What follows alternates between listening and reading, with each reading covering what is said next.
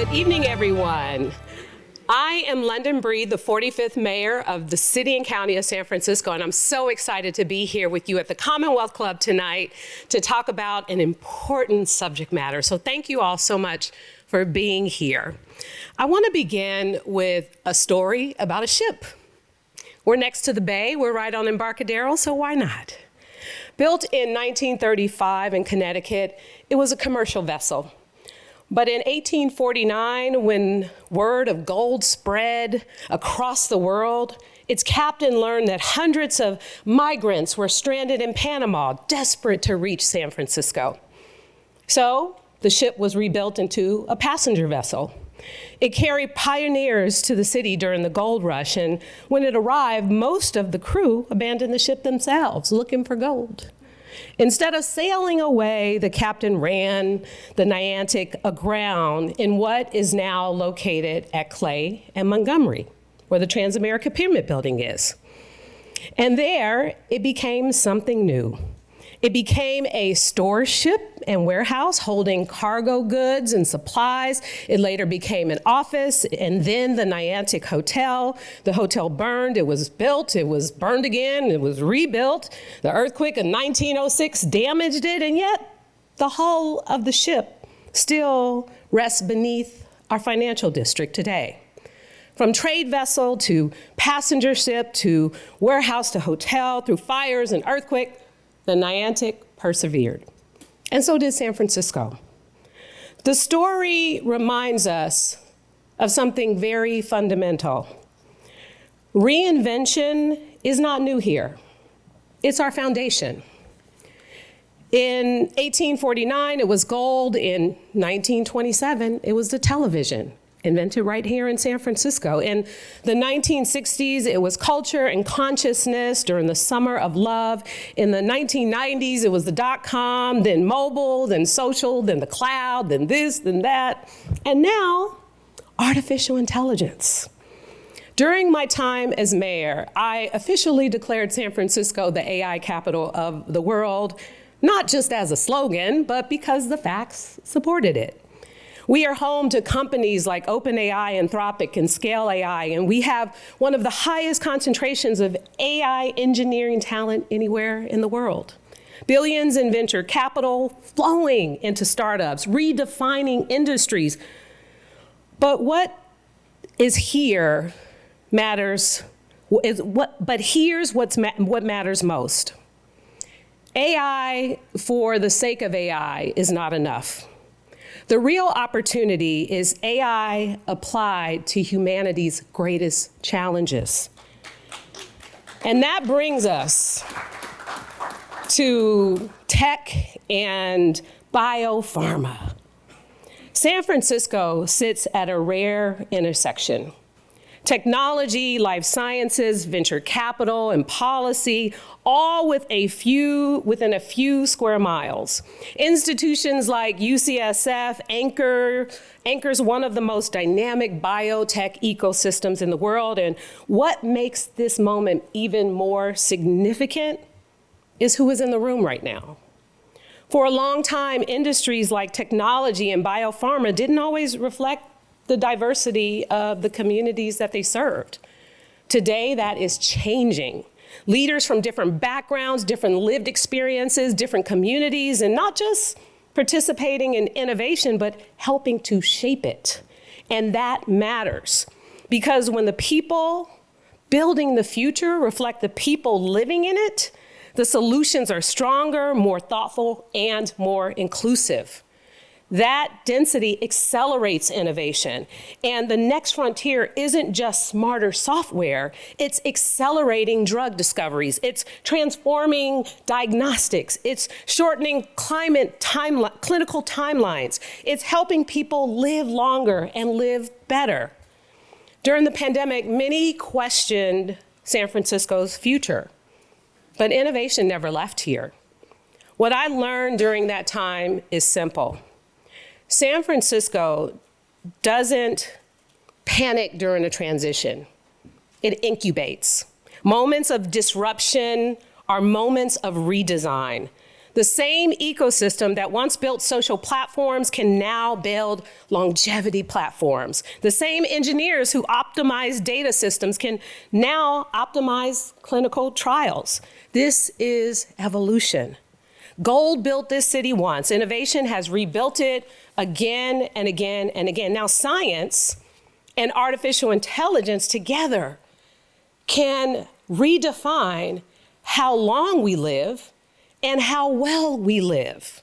However, innovation alone is not enough. We will need to build responsibly, we will need to expand access, and we will need to innovate to improve the quality of life for everyone and not just a few. Because extending life expectancy without extending equality is just not enough.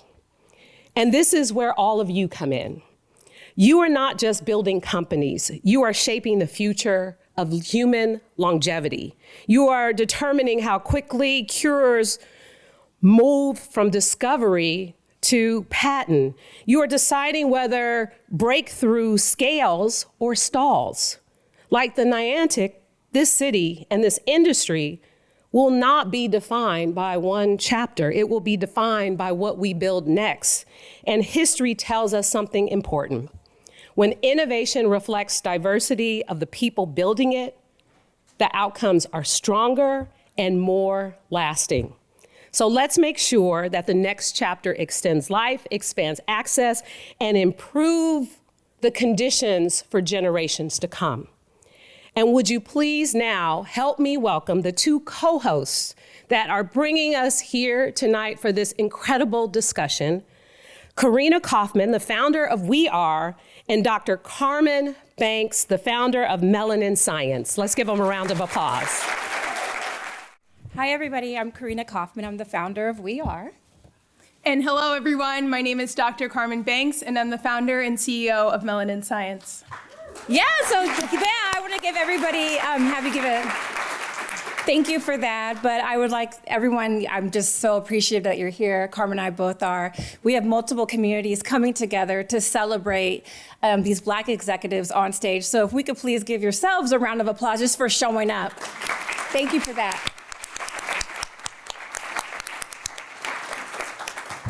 Go ahead. Okay. I'd first like to thank our program sponsor, Gilead Sciences, because without their support, this would not be possible, and to have all of you here today.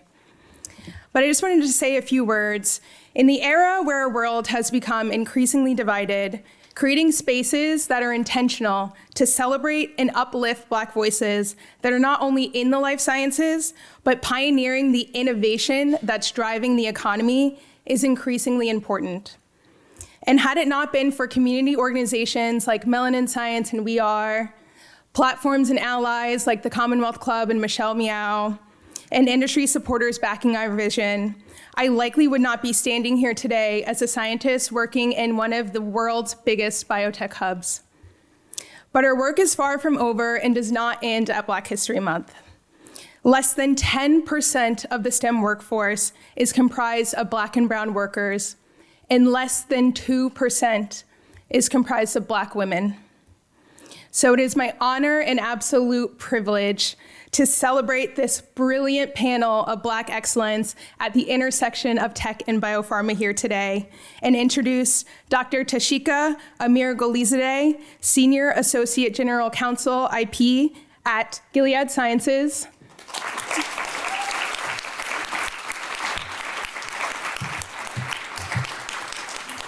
Farron Rucker, CTO and co-founder of Syntex Data.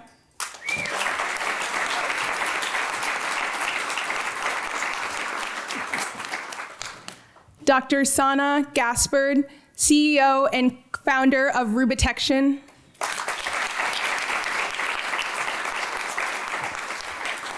And Dr. Garen Wilson, lifecycle leader of Roche in the respiratory and allergy department. And last but not least, I'd like to introduce our incredible moderator and ally, Michelle Meow, producer of the Michelle Meow Show at the Commonwealth Club. Well, we should, let's see here. Okay, let's do it. Let's do this. Okay, big round of applause for Carmen and Karina, please.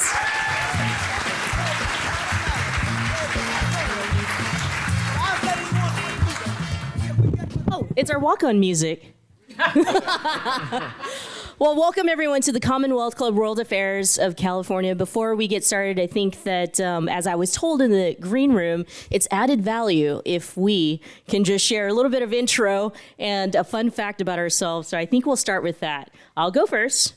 I'm Michelle Miao, and I am a member of the Board of Governors for the Commonwealth Club World Affairs. And a fun fact about myself is that I can wiggle my ears. So hopefully you'll ask me to show you during the reception. All right, Michelle, you got me interested now. I'm like watching that ear movement. It is a pleasure to be here with all of you. I want to thank WeAre and MelaninScience for convening this space, and such a cool place to be. And it's a pleasure to be a part of this panel.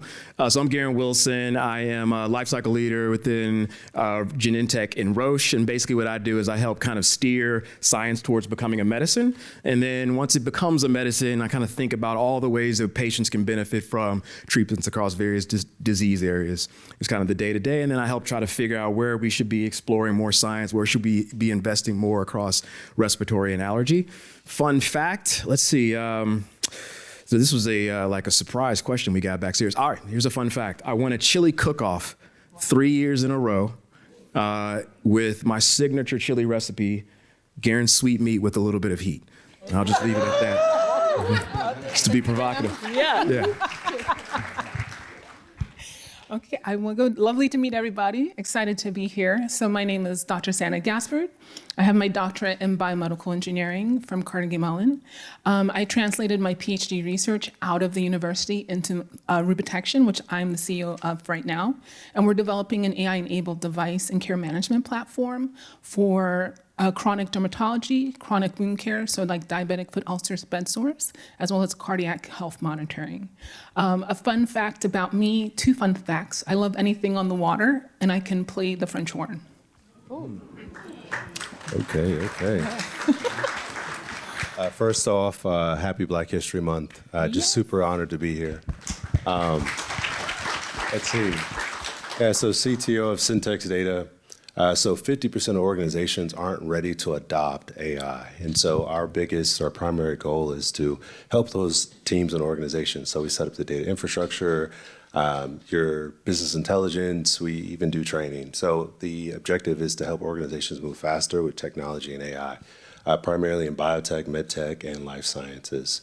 And then I have over a decade of experience in software engineering and data engineering. So I love technology and its ability to change and evolve each year. Fun fact, I recently won the Datathon MVP with the Gates Foundation. A team full of just sharks, and it was phenomenal to be able to compete. And so, yeah, that's everything. I love it. I don't know if I'm on. Am I on? Okay. My name is Dr. Tashika Mirgolizade. I'm Senior Associate General Counsel in IP at Gilead Sciences, where I did patent litigation for Gilead in a variety of therapeutic areas, and now I counsel the business concerning IP issues about business transactions and what have you. I got my PhD in chemistry before I decided to go into law. My parents are listening right now. I'm so glad that I finished school, and I'm so glad that they're glad that I finished school. So I did eventually end it. But a fun fact about myself is I'm obsessed with musicals. Second fun fact is I used to play the baritone. Band nerds. Awful lot of talent up here on the stage. All right, let's get started. So let's go with, the title of the program and get to the heart of our conversation tonight. What does tech and biopharma convergence look like in today's biopharma ecosystem? And we'll share our point of views and, of course, your respective roles in the industries. So that means across business, commercialization, clinical studies, IP, and tech. we'll go the other way around this time. So Dr. Tashika, you'll be our honor, the first one to kick off. No problem at all. I know a big one for us in IP is, of course, who's the inventor? It's great that we're going to have this technology that's going to help us expedite early drug discovery and whatnot. But at some point, and this is what the United States Patent Office told us, there has to be a human involved. So there has to be a human to contribute to that concept. So it's going to be very interesting to see how the case law develops over the years in terms of at what point on the spectrum is the contribution significant enough.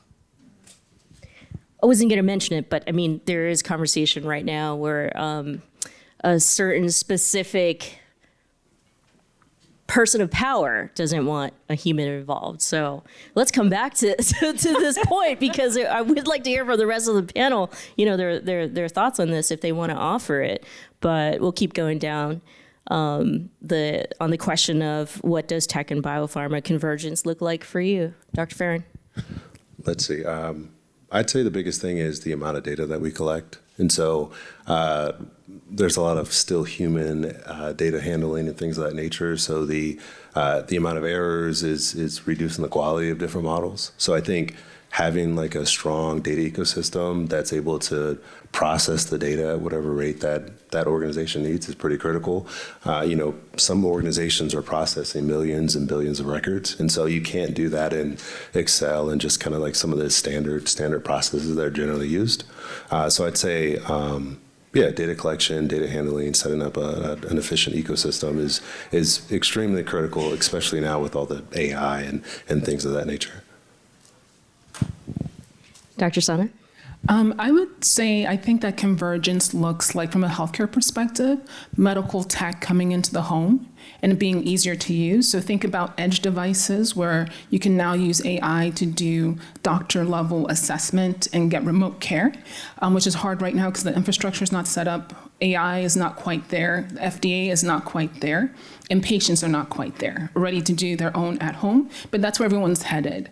And then I think the advancement of AI, edge devices, and future quantum computing will enable not just episodic evaluation of patients, so you come in only when you have an event, but you'll be able to monitor yourself more regularly, whether that's through your toilet. That's already a thing.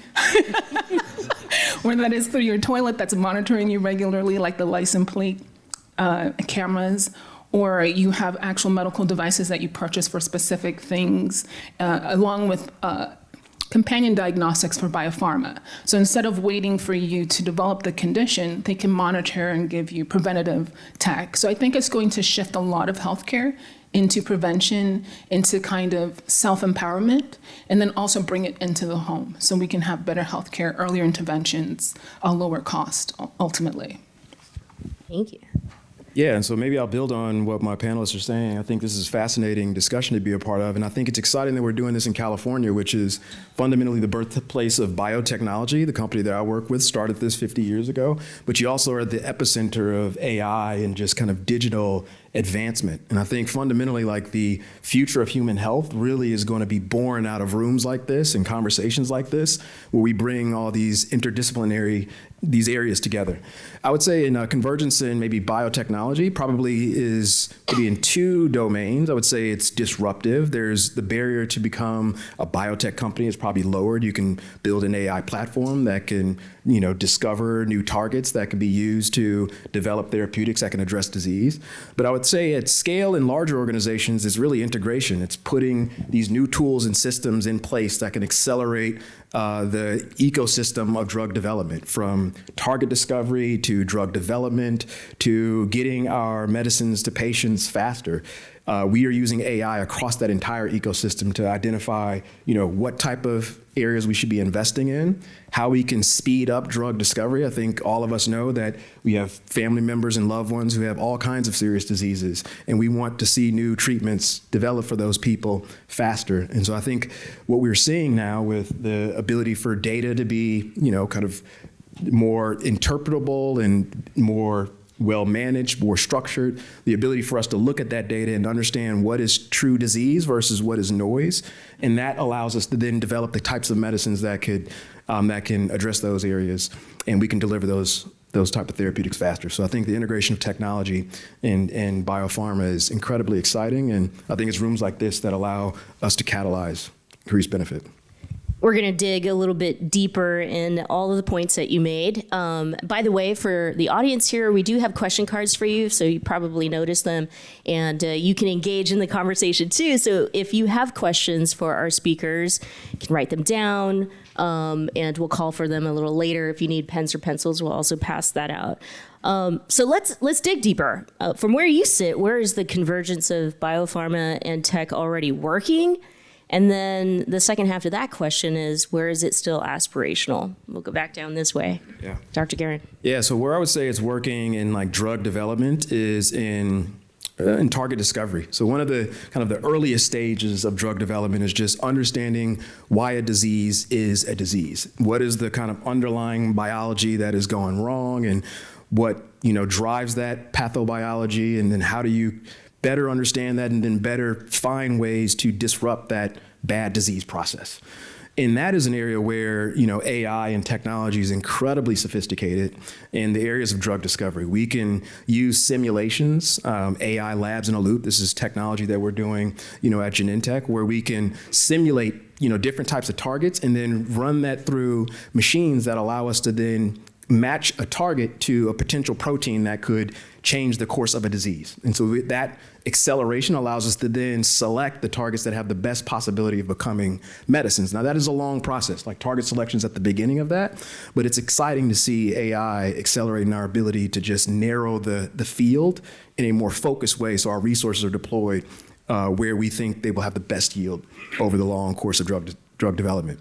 Where it's challenging, I would say, is probably regulatory grade reproducibility. So data that, a health authority can look at and say, this type of device or technology can reproduce a finding of a patient the same way over and over and over again, so that we can understand if you were to intervene with a medicine and you, as a part of your clinical study or clinical trial, you were using some sort of cough monitor or respiratory monitor, my space is respiratory disease, it's kind of the health authorities catching up to the innovation that's in that space and them feeling comfortable, because they are fundamentally doing a very important service, which is monitoring and managing the safety of the use of medicines in people. So they have a very important role, and oftentimes that innovation is out in front of the regulatory environment. And so I would say the challenge is making sure that the data and these new tools that we're integrating into studies that can accelerate innovation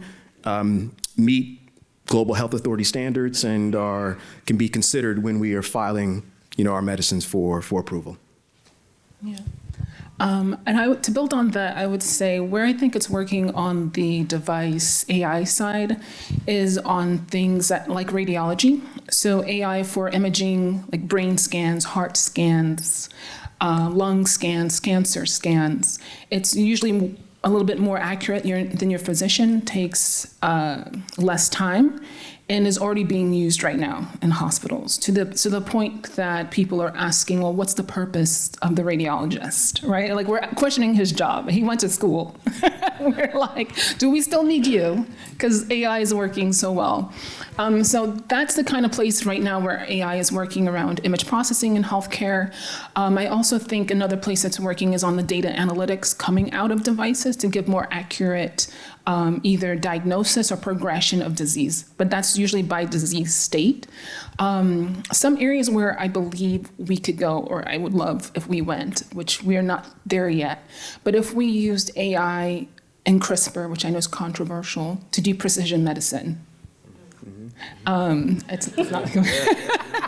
I'm picking up what you're putting down. Yeah. I think that would be super cool. Like, then we could move towards eradicating diseases than just treating them, right? I think that would be interesting. Obviously, we're not there yet. Another place where I feel like we could do better, and this is kind of a two-part, is more equitable care, like using technology to actually focus on making things more accessible, cheaper, and not just for people in the US, but global, thinking like at a global health level.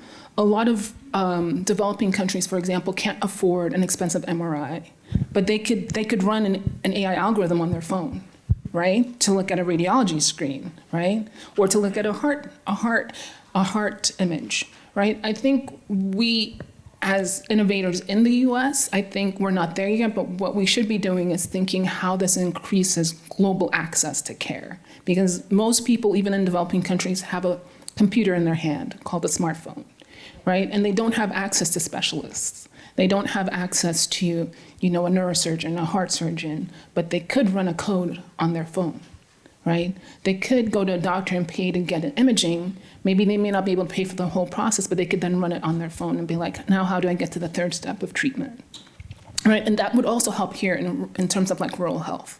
So I think we're not doing that well either, but there's a huge opportunity there, in my opinion.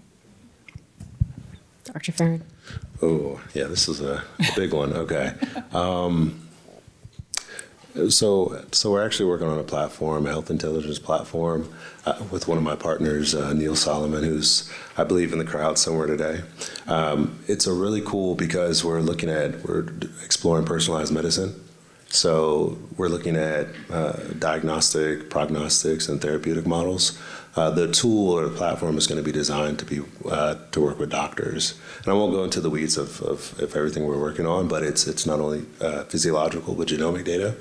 And I think it's huge. It's definitely going to be like next generation. Going back to what they were saying as far as like certain practices that have limited resources, they can use tools such as this, right, or similar tools, right, as far as from the technology standpoint.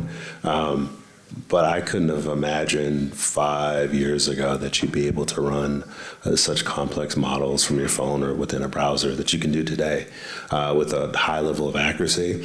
I think what's important, I'm not necessarily pro AI. I'm more process improvement and just data infrastructure. I think people, when they hear AI, they think like job replacements, but instead it's more of it should be used as an amplifier to someone with the domain expertise. So it doesn't take out the human, it just allows them to move faster. If a doctor is working with 1,000 patients a day, right, you give them a superpower. AI could then become a cape, not a replacement. So that's kind of how I've seen AI and its convergence the past year or so.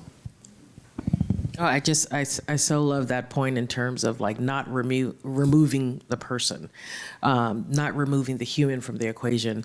Lawyers, as many know, we're notoriously risk adverse. And so AI has, hit and crashed into our ship with a huge force. But some places that I can see that convergence is when you have something that's like time and labor intensive, like document discovery, where you have like copious amounts of materials. So it's helpful there, or case law research if you're looking for something specific, getting the first drafts of contracts and what have you. But what's important to all of that is that there has to be a human involved, because as lawyers, we have ethical responsibilities and professional responsibilities as well. So we are responsible for that end work product. So we have to look over whatever the AI outputs are.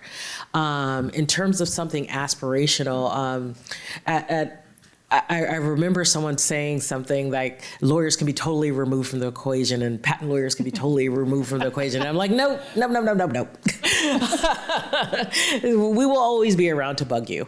Or save us. Oh, or save it. Yep. I like that. I like how you're thinking.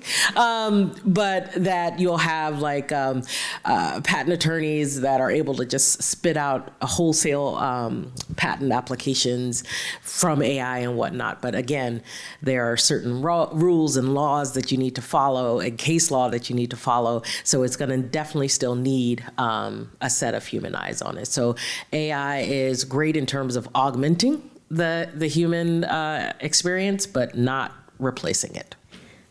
So is there consensus here on this stage that humans definitely always need to be a part of, the innovation, the equation, the whole, process?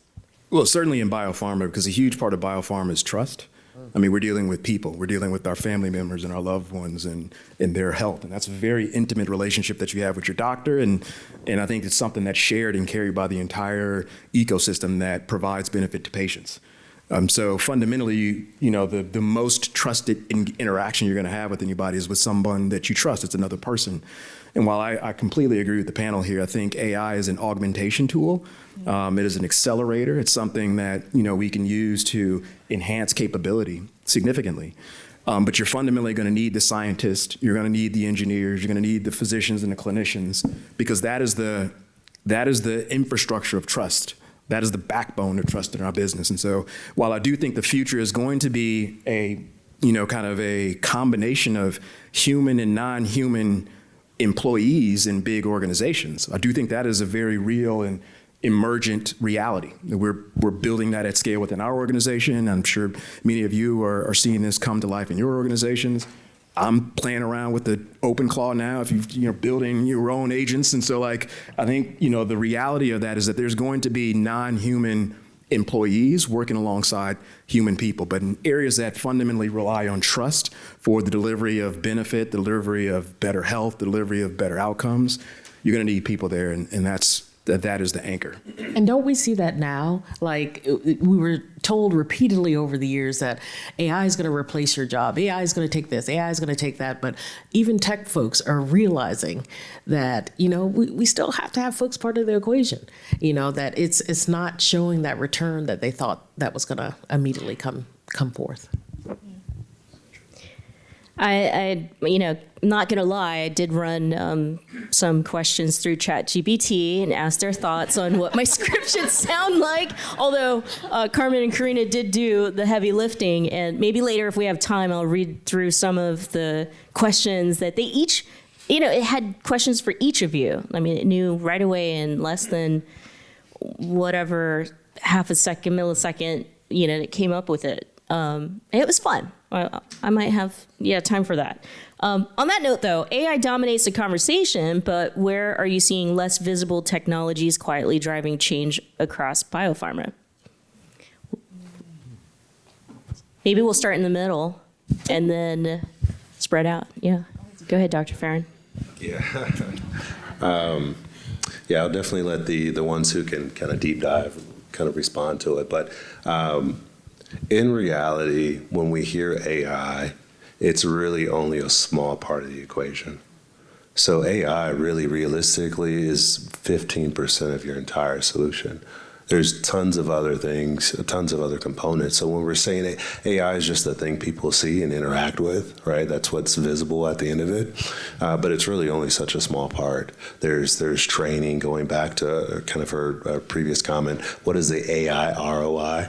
Those are certain metrics that people aren't necessarily looking into when they adopt AI and they're spending millions of dollars. So I'd say, and I'll let them kind of deep dive in the question, but I'd say AI really is a small component of it. It is, obviously it's my swim lane, but like data ecosystem, developing a strategy, understanding your AI ROI, and then I think even after a solution's set up, workforce adoption, like how do you get your people excited and trained and adopting your new technology? So at the end of the day, again, it's probably roughly only 15% of the entire solution.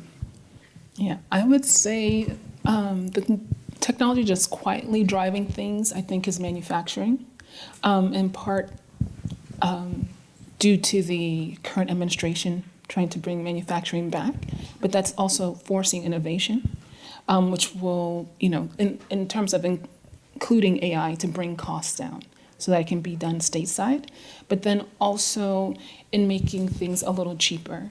I think on the health tech side, another place that's silently driving innovation is developments in wearable tech and wearable materials, right? So you think about like the glucose monitor people wear. Like you have to have a material that can, first a glue that can stick to your skin without poisoning you.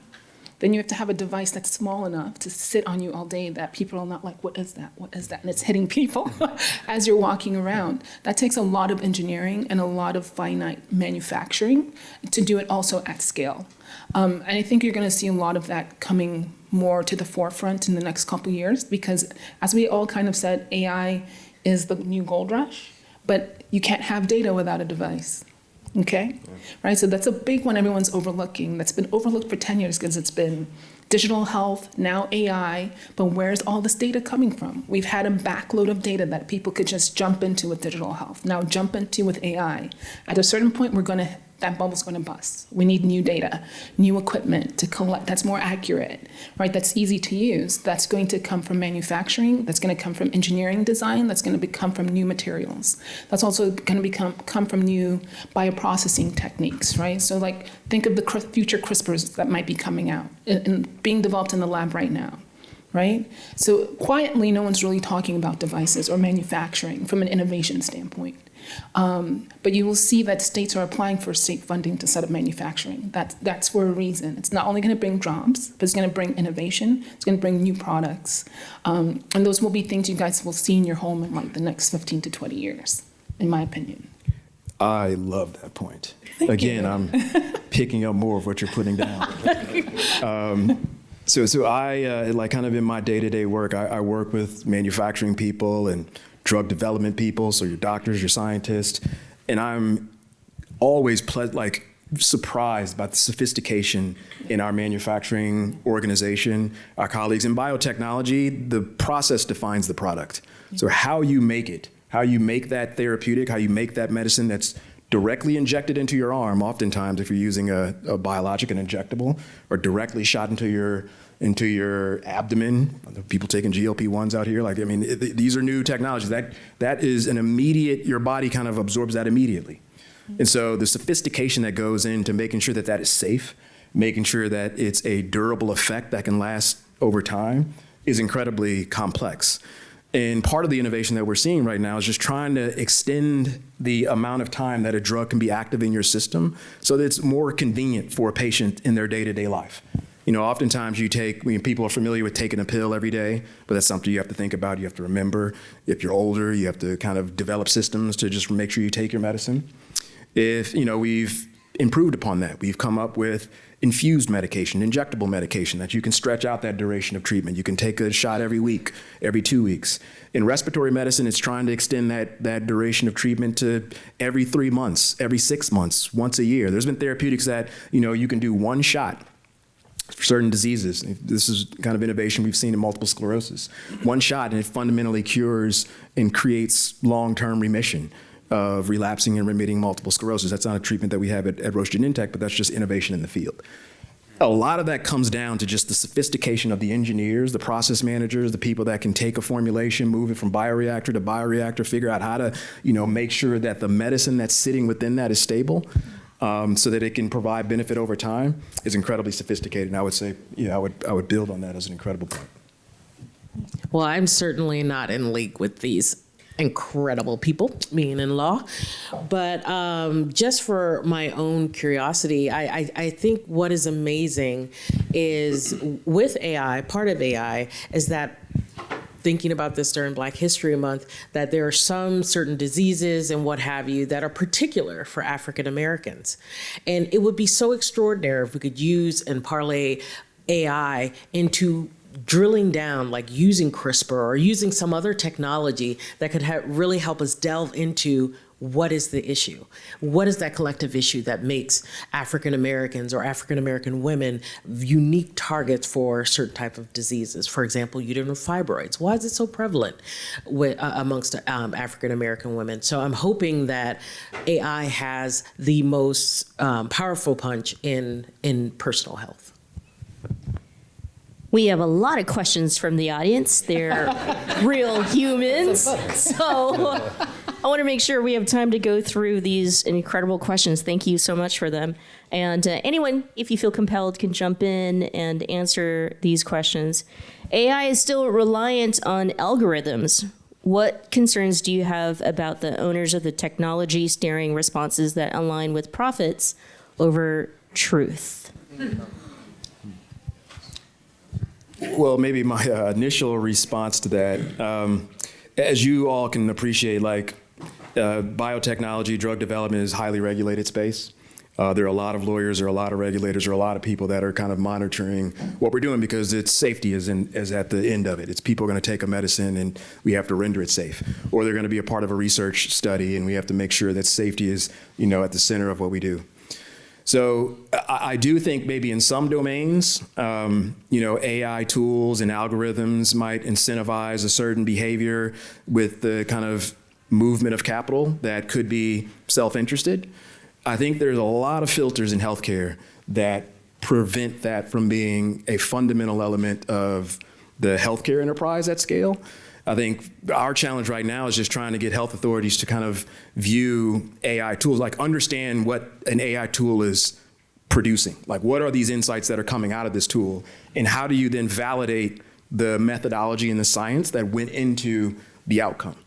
And that is at the forefront of kind of regulatory strategy at this point. So I think in healthcare, while I do acknowledge that that question has a lot of merit and it could be very valid in certain industries, I think there are just some inherent barriers for that type of behavior to present itself in healthcare at scale that would, fundamentally, our companies don't want to disrupt the trust that we have with peoples, with communities and societies. We think about this around the world, and these type of questions are surfaced around the world. But I think there's some barriers for that type of behavior to become implicit at scale in healthcare. I'll just kind of summarize some of that would be in healthcare and biotech, I think there's this data governance piece that doesn't allow it to have free reign. So I think in summary, I think that's a lot of what's happened there. And then secondly, I think the algorithms, the influence, all of that stuff has been around for decades. Right, whether it's it's Facebook or Google, it's just now we're calling it AI, right? But that type of influence has been around forever. But yeah, to his point, I think a lot of that is reduced due to the governance. So. And the data governance is, you have lawyers, we have contracts and we have, we can regulate the behavior with those contracts. I know that I deal with, I'm seeing increasingly, AI handling in terms of data and what have you, and the corresponding systems, and making sure to build in that sort of behavior and what we expect from you as a partner in this space. So it's not like it's the wild, wild west. There is some regulation, there are laws, and we are governed by laws. For diseases such as ALS and other muscular wasting diseases with a genetic component, how long do you guess realistic somatic cures through AI will realistically exist? In how many years, maybe? Hey, everybody getting on that one? I would say that's a good question for large biopharma, FDA, because even if they develop it, somebody has to approve it, and they have to understand it to approve it.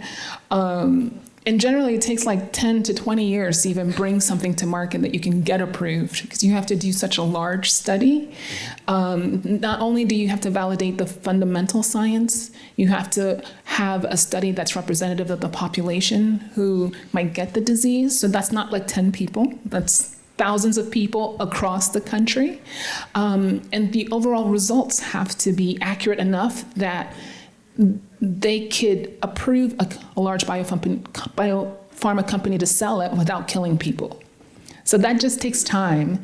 And I don't know the internal R&D of a large pharma company if they're working on a solution for ALS right now, but if they're not, that's at least 20 years. Yeah. Well, no, like these type of rare diseases are a sharp focus across the industry. And we've seen a lot of really exciting innovation in gene therapy. And gene therapy is fundamentally kind of just identifying the gene that causes pathobiology, sort of like a pathophysiology, so some sort of long-standing disease process, identifying that gene, and then making a correction. Now, what Sana said is very important. Like that is the kind of scientific hypothesis. Can we replace that gene and then eliminate the manifestation of that disease? The challenge comes in is like proving that hypothesis through clinical development and the time course that you would have to monitor a patient and the surrogate endpoints you would have to be able to organize to say, all right, we've replaced that gene. Now we need to understand, is your disease progressing or in a way that is consistent with the natural history of that disease, or has it fundamentally changed? Do you not now have that disease anymore? And that could be challenging to do. And I think that therein lies the challenge of those type of rare diseases. But we have seen tremendous innovation in gene therapy, these ability to give one treatment at one time and it causes long-term remission or cure of disease. There have been drugs that have been approved for this as of, recently. And I think with these new technologies and just the kind of experience of having gone through the process, I think that in and of itself proves that it can be done. And then that is a catalytic kind of system in and of itself. There's also a bioethics angle to this, right? Because when you think about what Sana was saying in terms of the human cost to get to that solution, to get to that endpoint, I just think that we're here in the US, I don't think we're quite ready for that human cost that would be required to get to that point, to get to that solution. Maybe I'll build on that. So I agree, it has some challenges there. I think part of it is, we are companies too, and so there has to be a return on investment that I think comes out of any kind of large capital investment. I think in my company, we put $15 billion in R&D every year, and those are on just, kind of calculated bets. There's no money that's coming from that. That's just calculated risk taking. Now you try to de-risk, that type of large capital investment. You're putting billions. I have hundreds of $millions in my programs now. And so you're figuring out ways to try to reduce costs, speed things up, try to turn benefit through faster. And I think in rare disease, part of the opportunity there is just the tremendous patient benefit. And I think all the scientists, all the doctors, all the people that work in these companies, mostly those people, and they're just hardcore scientific people that just want to, kind of rewrite clinical textbooks, rewrite the science, just do good work to solve these big challenges that people face. So you have that. So you have the right kind of motivation and inspiration in the workforce that works in this space. And I think what we're also seeing is that there's also a commercial environment that allows for us to price it at a certain way and realize the value of that type of curative innovation. And I think the companies that have been successful in that have started to figure that out. And I think that creates more opportunity for acceleration. Now, I don't know the time scale because it's not my area of expertise, but I know that companies have proven that gene therapy is valid science that we can deliver against. And so I think that in and of itself accelerates innovation.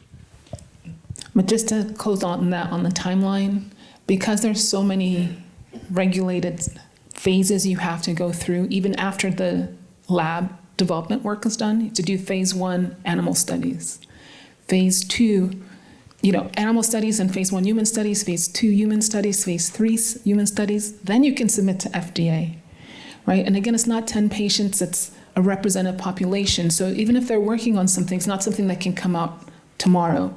And the reason for that is you don't want them to sell you something that you think is going to cure you and ends up killing you, right? So at least it takes 15 to 20 years to get a new drug out. So you can maybe research and see where large companies like Genentech is focusing their R&D dollars. You can find that on their investor financials. Wink, wink, anybody? You can see what they're focused on R&D and see if they're working on anything in there. And if you guys want to be a part of that innovation, you can sign up for the studies, right? Because they can't get it out to market until they hit a certain sample size, right? And so if you want to be a part of accelerating that innovation, go see where they're focusing on R&D. Just go do some research, ChatGPT it, and go to clinicaltrials.gov, see if anyone's doing a study on that you know someone who can maybe be in that study and help accelerate that innovation, right? Because it just takes time. So I've met a number of Carnegie Mellon graduates in my time, and I swear they must be kind of infusing biotech kind of insights in the water up there, because all of them have a comprehensive understanding of the domain, of the space, of the challenges, of the complexity of it all. So well said. Thank you. Okay, do you think industry trust in AI will backfire when it comes to drug development and patient health? And this was a second part to a question around regulatory agencies. And if you thought that, AI would reach a level of reproducibility that would be accepted by regulatory agencies? Yes, it's already on the way. There's already like an AI pathway in the FDA where you can get your FDA software or hardware through, not with less scrutiny, but they understand that things are changing quickly, right? Today's algorithm is yesterday's trash, and it's on to the next one. And so if you can't keep up, the tech can't keep up, right? And so then the FDA, instead of being a facilitator of innovation, becomes the bottleneck. So they are already putting pathways in place that allow you to come through with AI if you can prove that you have stopped the development at a certain time and you understand the accuracy for that version of the code, right? It's already in path. Pathways are being laid. It's happening, whether we want it or not. It's about how we leverage it at this point, but it's happening. Maybe I would add to that, it has to be explainable. So there's some trends that I appreciate. I appreciate the new FDA leadership. I think they're seemingly pretty progressive. They're changing some of the paradigms that have been long-standing paradigms in the science enterprise. It's fundamentally important in science that you have a question, you test that question, you're able to reliably reproduce the results. And that's been the standard for drug development for forever. And that, I would say, is something that continues to need to be the standard. We need to be able to reproduce efficacy results. We need to be able to reproduce, more importantly, safety. I think the new FDA is signaling an evolution of their thinking, that in certain areas you can just use one clinical study that is used to define the efficacy and safety of a potential therapeutic in a certain disease area. And my hypothesis is that they believe that we can move towards this type of regulatory environment because of these tools that are emerging around it. AI, the ability for us to understand disease more thoroughly, and the wraparound ecosystem of new tools. Now, this is like very new. This is like kind of within the past week, new guidance that's coming out from the agency. We need to see this kind of work its way into the review divisions. I think that's going to take time. And so I do think our kind of current standard of regulatory review will persist for the foreseeable future. But I think that they're signaling change and a receptivity to evolving the way science is adjudicated by some of the messages that the current leadership is communicating. And I think that's intriguing. I think we have to watch it closely. I think we still need to fundamentally kind of maintain our strong orientation to patient safety and scientific integrity. So I don't think those things go away. Yeah. But I also am seeing some indications that, that there's a openness to evaluate things differently. And I think that's probably underlined by the fact that we have new tools and more analytical capabilities than we've had before. I don't know if it would, just going back to the original questions in terms of whether or not it would backfire. The way I could see it backfiring is if we just rely on the data outputs, if we don't interrogate what comes out of AI. That's how I could see it in the drug discovery process or in the regulatory process, that it could be problematic. I'm going to try to go a little faster. We got about 20 minutes left, and we still have a stack of questions to go. Okay, the FDA and EMA published joint guidelines on best practices for AI use in drug development in January 2026. They listed human centricity as the first guideline, and I am curious how you see human-centric design values driving AI use across biopharma use cases, especially regarding decision-grade AI. Thanks, Dr. Chantel. Thank you, Dr. Chantel. Wow, we got the real experts in the room. All right. Any thoughts before? Yeah. I'm going to say, a lot of my experience is you define the problem that you're trying to solve, and so at the core of that, it should be human-centered, right? And so that's how you mitigate just creating some non-value added solution. And I also think when building out a solution, you do it in iterations.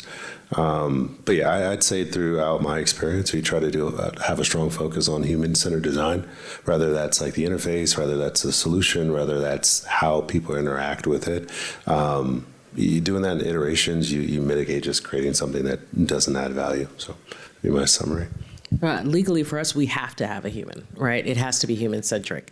So it's going to be up to us to carefully document that process, to make sure that, we understand, like, what AI generated, where the human component is, what happened in the wet lab. So it's just going to cause us to be on our toes in terms of documenting everything that's necessary in terms of the inventive concept.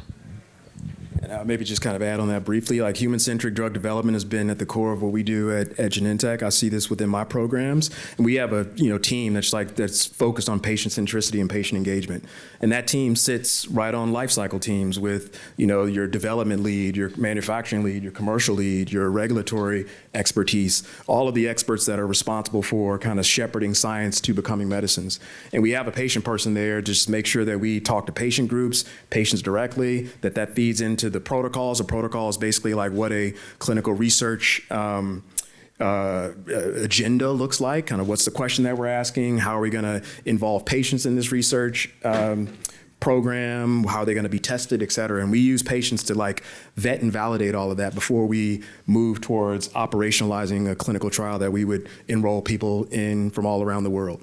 So I would say like it's implicit in the kind of just the operating model. And then I think as we integrate the tools that people are using within that operating model, I think it doesn't remove that person that's on the team that's looking at it from that perspective and making sure that human-centric design is germane to drug development. So I lied. That's something we probably could use some AI to help us with in terms of timekeeping. We only have 4 minutes left. Human error.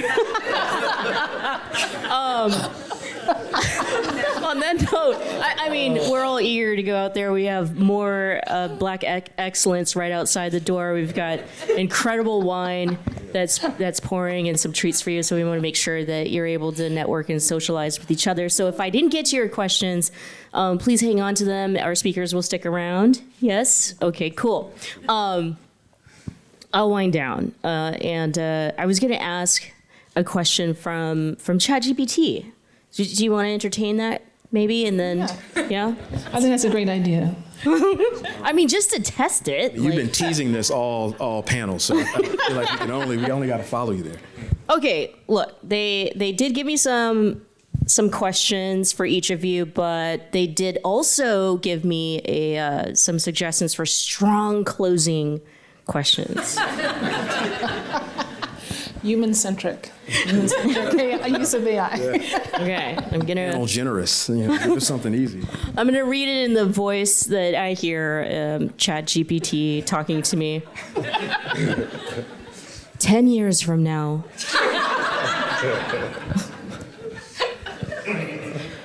My ChatGPT is romantic.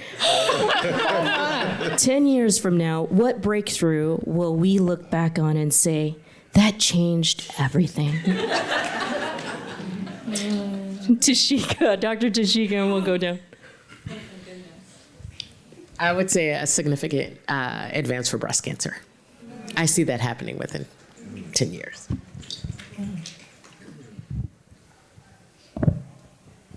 Oh, let's see. Man, okay, so I have kids, and I love seeing like their innovation and be able to put them in front of these certain tools. And so I'd say from a technology space, just in the next 10 years, like they're coming up with solutions without even going to schools outside of just their studies and research. I think they'll be able to come with these innovations or just kids within the next 10 years. And then the complement of that would be working with, again, people with domain expertise. So I'd say like they would be the kind of the next thing I'd see is like just kids now having access to these tools in hand, and they don't have these limitations and barriers that we do as adults. So I'd say that's something I'm looking forward to the next 10 years. Oh, that's a good answer. I would say I'm just gonna give my moonshot of the craziest thing I would love to see.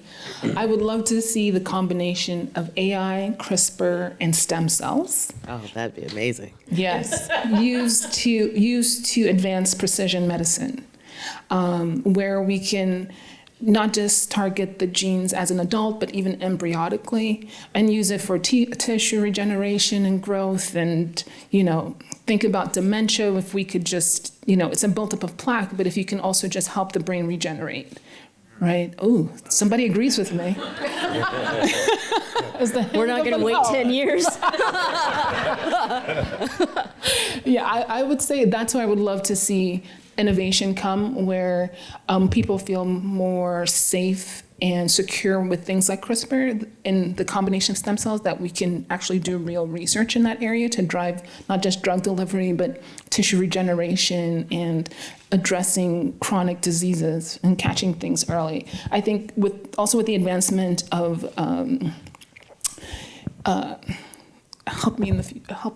AI is driven by what in the future? I forgot quantum computing. Quantum computing. Yes, with quantum computing, we'll be able to process this data so quickly in terms of thinking of the genome and CRISPR that will actually become a real opportunity, right? And so I hope that the regulations converge, that we can actually do something, explore that edge of AI, CRISPR, stem cells, and see how it can actually be used to advance human health.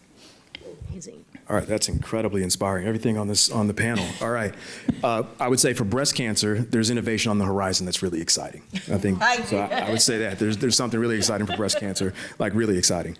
And I think we need to kind of make the first experiment for the kids that we're going to kind of put in front of these tools.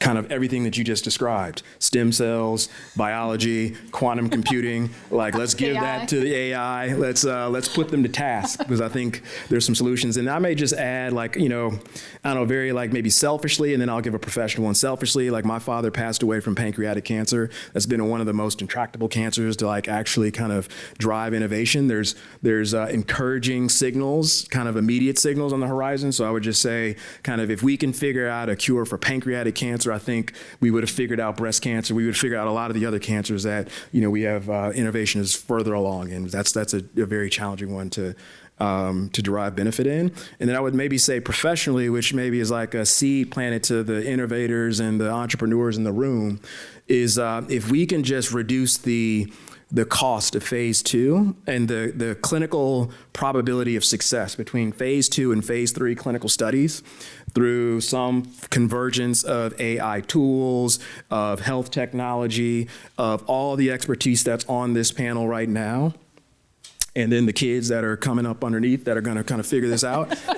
If we can if they can just take a 5% increase in clinical probability of success, I mean, that is kind of magnitudes of kind of economic value, patient impact, the ability to do more and accelerate innovation across drug development at scale.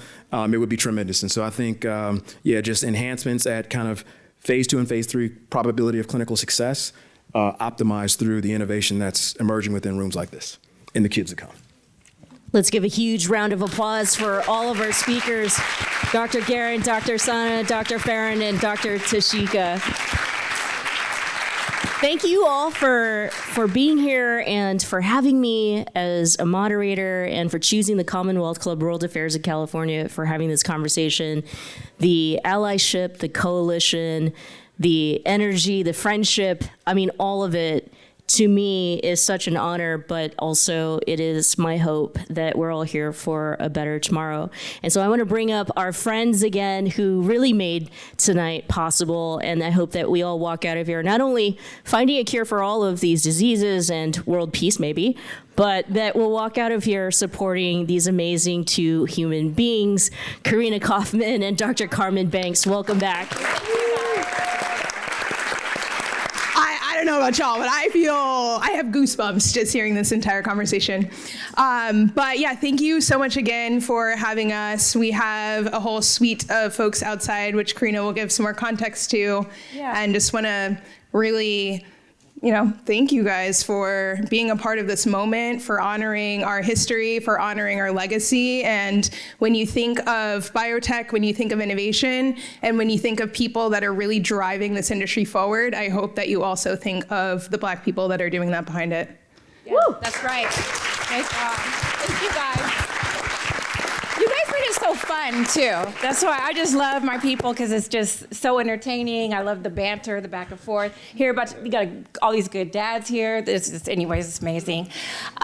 So Gilead Sciences, Michelle Meow, the Commonwealth Club, thank you guys for allowing us to be here. But yeah, we're really excited to support all of these Black-owned businesses here in the room. Please put your money where your mouth is when it comes to supporting the Black community if you can. And yeah, thank you so much for joining us. Yeah, thank you so much for coming. We appreciate you.